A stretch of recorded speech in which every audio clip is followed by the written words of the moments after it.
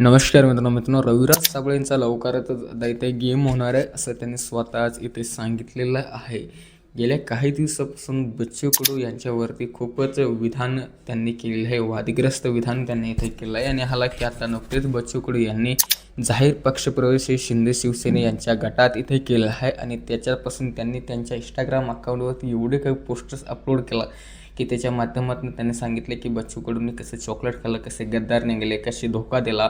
मी पहिल्यांदाच सांगितलं होतं की हा कडू जो आहे की खरोखरच कडू आहे, हा बच्चू नाही. बच्चू हा खूपच गद्दार माणूस आहे असं त्यांनी बरेच काही वादग्रस्त विधानं म्हणू शकता आपण. जे काही त्यांनी बोललं मला तरी माझ्या मते ते योग्य वाटतं, कारण की जे काही बच्चू कडू साहेबांनी जे शेतकऱ्यांसोबत सध्या केलेलं आहे त्याला धोका म्हणू शकतो किंवा त्यांचे स्वतःचे पर्सनल डिसिजन आपण म्हणू शकतो. परंतु साबळे यांनी जे काही विधान त्यांच्यावरती केलं याच्यातून ते आता खूप मोठ्या गोत्यात येते आले. खरं तर त्यांच्यावरती लिगल पद्धतीच्या कारवाई देखील ते आता करण्यात येऊ लागल्या. ऑलरेडी 250+ जे आहे की कारवाई बऱ्याच काही पोलीस स्टेशनच्या माध्यमातून प्रहारच्या कार्यकर्त्यांनी केले असे त्यांनी स्वतःहून रविराज साबळे यांनी मागील काही दिवसापूर्वी सांगितलेलं आहे. परंतु आता त्यांनी एक त्यांचा व्हिडिओ अपलोड केला, ते तुम्हाला मी दाखवतो. हालाकी त्यांना व्हॉट्सअपच्या माध्यमातून आणि कॉलच्या माध्यमातून एवढा धमकी येऊ लागला आहे की तू आता घराबाहेर निघल्याच्या नंतर तुझं बाहेर आम्ही फिरू देणं शक्य होणार नाही असं प्रहारच्या कार्यकर्त्यांचं किंवा स्वतः बच्चू कडू यांचं म्हणणं असं थेट रविराज साबळे यांनी आता आरोप त्यांच्यावरती केलेला आहे. नेमकं काय आहे संपूर्ण प्रकरण तुम्हाला दाखवतो. त्यांनी स्वतःच एक व्हिडिओ त्यांच्या अकाउंटवरती अपलोड इथे केला, तो थोडक्यात इथे तुम्ही बघू शकता. कडूंच्या बच्चूने कार्यकर्त्यांना उभाट्या खोलून स्वतः आमदारकी पदरामध्ये पाडून घेतली आणि यांचे अंडुले कार्यकर्ते माझा खोटळा बाहेर काढण्यासाठी प्रयत्न करतायत. असंख्य धमक्या, असंख्य फोन करतायत. या कडूंबद्दल 6 महिन्यापूर्वीच सांगितलं होतं की हा माणूस चॉकलेट खाऊन आलाय, भविष्यात तुम्हाला दिसेल. काल ते चॉकलेट दिसलं पण. आणि याच माणसाने कार्यकर्त्यांना बिकोललंय. बघा त्यांच्याच तोंडून ऐका. भाऊ, एक प्रश्न असा आहे की काही तुमचे कार्यकर्ते जे आहेत ते संभ्रमावस्थेत आहे की तुम्ही आता ज्या पद्धतीने संघटना बांधली, ते लोक काम करतायत, आता ते कोणाचं काम करणार? नाही, ते प्रहारचं ज्यांना राजकीय काम करायचं आहे ते शिवसेनेत येणार, स्पष्ट बोलतोय. पण काही नालायक असतात, ते काही सुटत नाही. पण ज्यांना राहायचं आहे त्यांनी राहावं व्यवस्थित.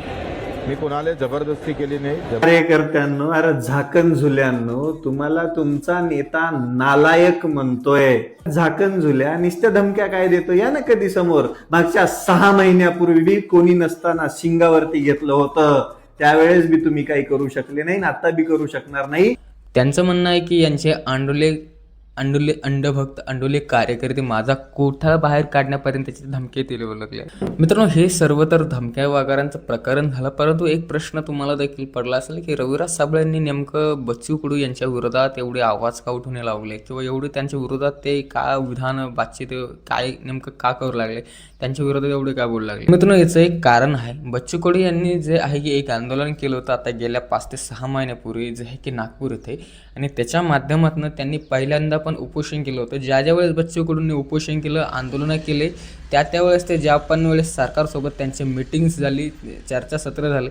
त्याच्यानंतर त्यांनी कोणत्याही शेतकऱ्यांसोबत जे आहे की कोणतीच माहिती पूर्णतः शेअर इथे केली नाही. नेमकं त्यांच्या आणि मंत्रिमंडळात काय झालं तर हेच एकमेव कारण असू शकतं. आणि रविराज साबळे यांचं म्हणणं आहे की बच्चू कडू हा माणूस विकलेला माणूस आहे. पहिल्यापासूनच त्यांना फक्त सत्ता आणि पॉवरची अपेक्षा आहे.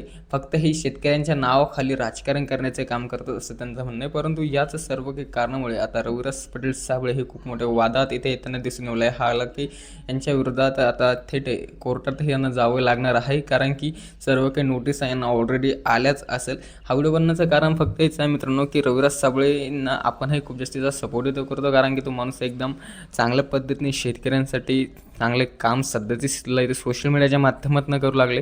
हालाकी ते आपले मित्रच आहे. तुम्हाला काय वाटतं मित्रांनो, या सर्व काही गोष्टीवरती आपल्याला नक्कीच तुम्ही कमेंट करून सांगू शकता.